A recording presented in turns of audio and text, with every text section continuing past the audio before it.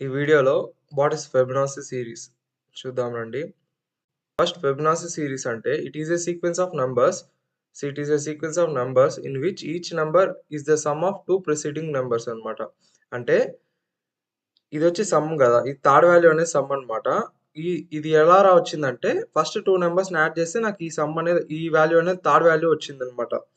Same అలానే ఇప్పుడు మనకి ఈ 2 వాల్యూస్ తెలుసు గదా!